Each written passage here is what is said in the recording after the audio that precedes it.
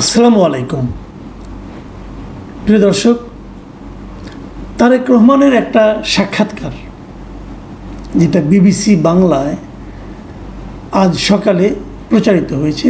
এটা আসলে আংশিক প্রচারিত হয়েছে, মানে আরেকটা অংশ আগামীকালকে প্রচার হবে। একটা বড় ইন্টারভিউ,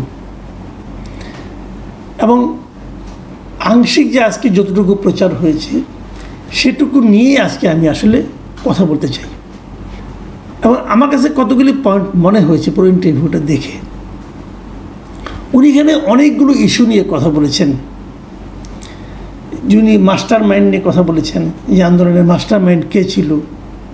উনি বলেছেন এই আন্দোলনের মাস্টার মাইন্ড ছিল এদেশের গণতন্ত্রকামী জনগণ। আমার কাছে এই কথাটা অসাধারণ ভালো লেগেছে যে উনি ঠিকভাবে একদম পয়েন্ট আউট করতে পেরেছেন এই আন্দোলনে কোনো মাস্টার মাইন্ড ছিল না, একক কোনো মাস্টার মাইন্ড ছিল না।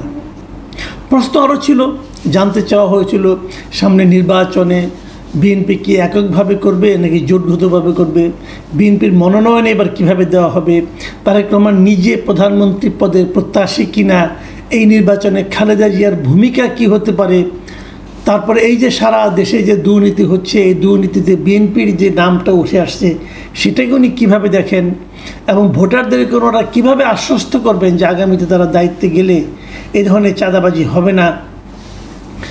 জানতে চাওয়া ছিল যে জাকসুর যে নির্বাচনের ফলাফল হলো, শিবিরের কাছে ছাত্রদল ধরাশায়ী হলো, সেই ধরাশায়ী হওয়ার পর এর প্রভাব জাতীয় নির্বাচনে পড়বে কিনা, এবং আওয়ামী লীগের যে রাজনীতি, আওয়ামী লীগকে নিষিদ্ধ করা না করা, এগুলো নিয়ে ওনার কি মূল্যায়ন, ওনার কি দৃষ্টিভঙ্গি, এই সমস্ত বিষয় নিয়ে আলোচনা করা হয়েছিল। এবং সবচেয়ে প্রথম যে বিষয়টা আলোচনা করা হয়েছে, যেটা দিয়ে আমি আমার আলোচনা শেষ করব, সেটা হলো ওনার দেশে ফেরা নিয়ে।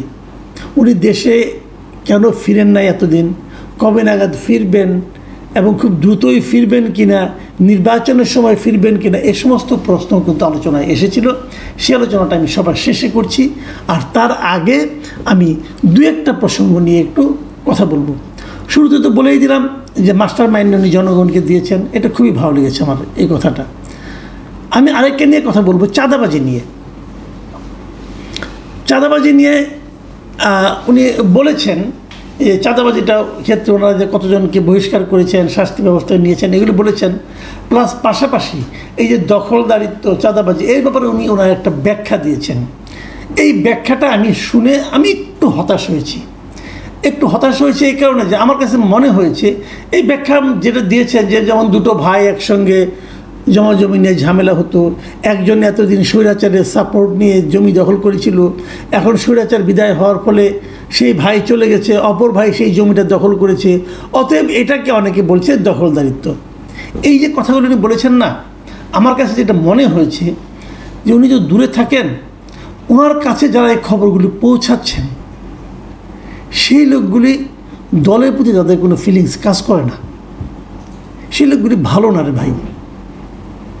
প্রত্যেকটা চোর, একদম চোর, যে চোরটা হাতে নাতে ধরা পড়ে তাকে যদি আপনি জিজ্ঞাসা করেন, সে দেখবেন তার চুরির পক্ষে সে কিছু ইনিয়ে বিড়িয়ে যুক্তি দেয়। এই যুক্তিগুলি আমার কাছে সেরকম মনে হয়েছে। যে যাই বলুক, আমরাও তো কিছু কিছু জানি। ওই আগে আমারটা দখল করেছিল, আমি এখন দখল ফিরে পেয়েছি, অতএব আমাকে এখন বলা হচ্ছে ভাই। এরকম ঘটনা যদি ঘটেও থাকে সেটা হাজারে একটা, এটা হাজারে একটা। এলাকার মানুষ সবাইকে চিনে জানে। অথবা আমি বলবো, উনি যাদেরকে দিয়ে জাজ করিয়েছেন এই লোকগুলির উপর প্লিজ আর নির্ভর করেন না, এরা আপনাকে ডুবাবে, এরা জাস্ট আপনাকে ডুবিয়ে দেবে। এবং এই দেশে এটাই হয়। বিএনপি রাজনীতিতেও হয়, আওয়ামী লীগের বড় দলগুলিতে এটাই হয়। বড় দলগুলিতে না, কেন্দ্রীয় কমিটিতে অনেক লোক থাকে যারা নিজেদের রাজনীতিটা করেন। ওখানে বাংলাদেশে এই সমস্ত পলিটিক্যাল পার্টিতে ভাইয়ের রাজনীতি চলে, যে আমি কোন ভাইয়ের লোক, সেই ভাই আমাকে রক্ষা করবে, এবং এরকম গাল গল্প মেরে তারা ভাইয়া তাদেরকে রক্ষা করে। এটা হলো আমার অবজারভেশন, জাস্ট বলে রাখলাম। পরবর্তীতে উনি এটা কীভাবে নেবেন আমি জানি না, আমি আমার কথাটা বললাম। ডাকসু রাজনীতি নিয়ে উনি একটা কথা বলেছেন যে ডাকসু রাজনীতির প্রভাব জাতীয় নির্বাচনে পড়বে না। আমি নিজেও এটা মনে করি, আমি ওনার সঙ্গে একমত। উনি এখানে মাহমুদুর রহমান মান্নার উদাহরণটা টেনেছেন, উদাহরণটা ভালো। কিন্তু আমি আরেকটা কথা বলি, ডাকসু নির্বাচনের প্রভাব জাতীয় নির্বাচনে পড়ে না, সাধারণত পড়ে না, আবার দু একবার পড়ে। উদাহরণ দিয়ে বলি, আমান খোকন যখন ডাকসুতে নির্বাচিত হলেন, সেই নির্বাচনের প্রভাব কিন্তু 91 জাতীয় নির্বাচনে পড়েছিল। ওনারা জিতেছিলেন, ওনাদের জেতার কোনো কারণ ছিল না অন্য কোনোভাবে। সবাই ভেবেছিল আওয়ামী লীগ জিতবে, কিন্তু ওনারা জিতেছিলেন কেন? ওই সময়ে আমার বিবেচনায় ইয়াং ভোটাররা বিএনপিকে ভোট দিয়েছিল। বিএনপি কিন্তু মোটামুটি নিয়মিত ইয়াং ভোটারদের ভোটে যেতে, এবং 2001 সালে যখন বিএনপি জিতেছিল সেটাও কিন্তু ইয়াং ভোটাররাই বিএনপিকে ভোট দিয়েছিল।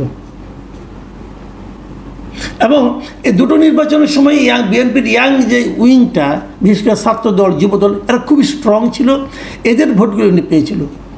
তো এই জাতীয় নির্বাচনে পড়ে না প্রভাব, এটা সত্য, যদি সেই ছাত্র সংগঠনের কোনো শক্ত রাজনৈতিক দল না থাকে। যেমন মান্না ভাইদের ছিল না কেন, মাহমুদুর রহমান মান্না যখন ডাকসু নির্বাচিত হয়েছিলেন তখন ওনার রাজনৈতিক দল ছিল জাসদ বাসদ। জাসদ বাসদের শক্ত সংগঠন সারা দেশে ছিল না বলেই তারা কোনো প্রভাব বিস্তার করতে পারেনি। কিন্তু জামাতে ইসলাম থেকে শক্ত সংগঠন এই মুহূর্তে, ইসলামী ছাত্র শিবিরের প্রভাব জামাতে ইসলামে পড়বে না। মাহমুদুর রহমানের মান্নার উদাহরণকে মাথায় রেখে উনি বুঝে থাকেন এটা আত্মপক্ষ সমর্থনের জন্য একটা ভালো যুক্তি, কিন্তু কার্যকর কিনা আমি জানি না, আমার একটু সন্দেহ আছে। আমার কাছে মনে হয়েছে ওনাকে এই ব্যাপারে আরও একটু সিরিয়াস হতে হবে। সমস্যা নেই, হাতে এখনও 6 মাসের মতো সময় আছে।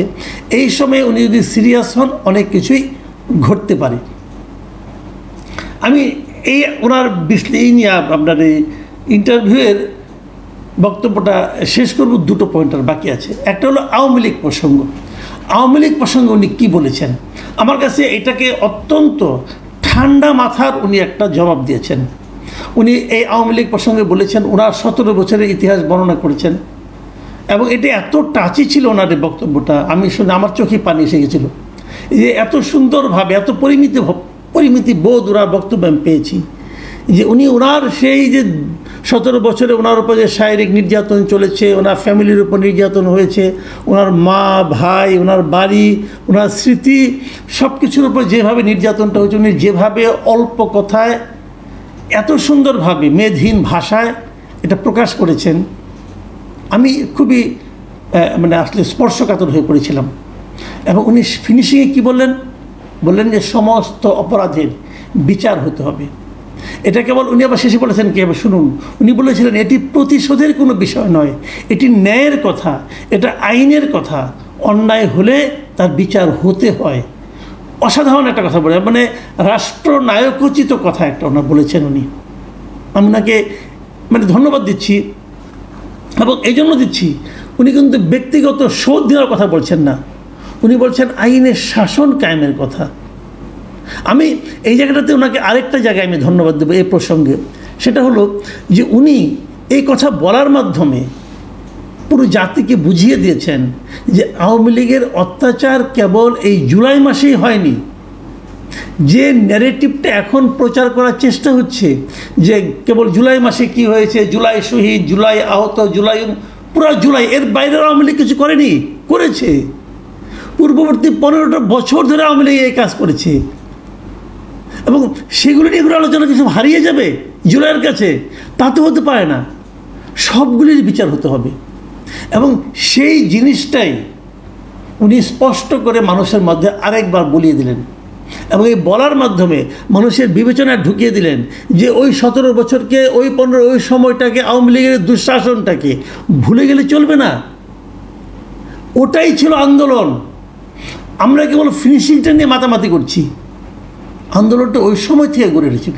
এবং এখানে আমি বলবো যে বিএনপির রাজনৈতিক নেতা হিসাবে, ভারপ্রাপ্ত চেয়ারপারসন হিসেবে, উনি তো ভার্চুয়ালি এখন নেতা হিসাবে উনি অত্যন্ত সুচিন্তিত মন্তব্যের মাধ্যমে ওনার দলের যে ভূমিকাটা, ওনার দলের যে অবস্থানটা, সেটা জনগণের সামনে প্রকাশ করতে পেরেছেন। তো প্রশ্নটা ছিল যে দল হিসেবে তারা আওয়ামী লীগকে নিষিদ্ধ করতে চায় কিনা, এটারও উনি কিন্তু খুব সতর্কভাবে উত্তর দিয়েছেন। উনি বলেছেন যে যদি দল হিসেবে তারা অন্যায় করে থাকে তাহলে দেশের আইন অনুযায়ী তার বিচার হবে। উনি কিন্তু বলছেন না এখনই নিষিদ্ধ করে দাও। এবং তো উনি ফিনিশিংয়ে যে কথাটা বলেছেন, এটা কিন্তু আমার কাছে খুবই একটা সিগনিফিকেন্ট বক্তব্য মনে হয়েছে। উনি বলেছেন যে দল হিসেবে যদি অন্যায় করে থাকে তাহলে তাই হবে, সোজা কথায় অন্যায়কারীর বিচার হতে হবে, সেটি তো ব্যক্তি হোক সেটি দলই হোক। যারা জুলুম করেছে তাদের তো বিচার হতে হবে, সেটা ব্যক্তিরও হতে পারে এবং দলও হতে পারে। এই যে জায়গাটা, এই জায়গাটায় কিন্তু উনি একটা জিনিস ক্লিয়ার করেছেন এবং এটা দায়িত্বটা কার, সেটা উনি দায়িত্বটা দিয়েছেন জনগণের উপর। উনি বলেছেন যে, শুনুন কি বলেছেন, যে আমরা বিশ্বাস করি এবং বিভিন্ন সময় বলিও, আমরা বিএনপি যারা করি আমাদের রাজনৈতিক সকল ক্ষমতার উৎস জনগণ।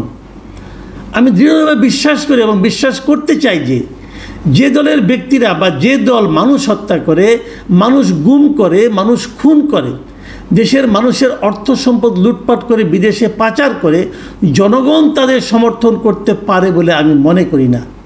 উনি বলছেন জনগণ তাদের সমর্থন করতে পারে বলে উনি মনে করেন না। ওনার অবস্থান কিন্তু মোটামুটি উনি ক্লিয়ার করে দিয়েছেন। আমি মনে করি এই জায়গাটাতে উনি ওনার মতো করে উঠতে গিয়েছেন, কিন্তু এই কথাগুলো আগামী নির্বাচনে ওনার ভোট বাক্সের জন্য কতটুকু সহায়ক হবে সেটা অবশ্য পরেই জানা যাবে।